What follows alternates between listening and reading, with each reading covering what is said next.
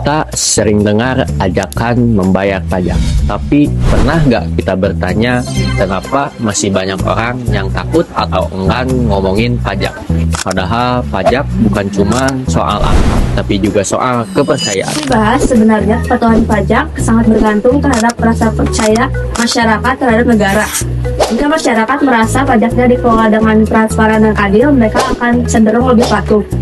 Jadi pajak bukan hanya tentang kewajiban hukum, tapi juga soal hubungan antara masyarakat dan pemerintah. Pajak seharusnya menjadi alat pemanfaat yang berpenghasilan lebih besar, seharusnya membayar dalam jumlah yang biasa. Tapi pertanyaannya, apakah sistemnya sudah benar-benar adil? Nah, hal ini yang harus kita sadari, bukan hanya menyalahkan, tapi juga untuk memulai. Jarang orang sadar bahwa rendahnya kepatuhan terhadap pajak itu bukan karena niat menghindar, tetapi karena kurangnya literasi terhadap pajak. Banyak anak muda itu belum paham apa itu NPWP, cara pelaporan SPT, bahkan fungsi dari pajak itu sendiri.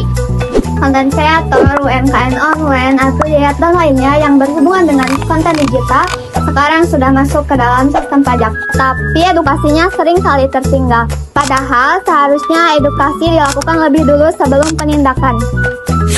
Pajak adalah bentuk gotong royong modern dan kita tidak akan langsung merasakan manfaatnya hari ini. Akan tapi, pajak menjadi sekolah, jalan subsidi, serta bantuan sosial.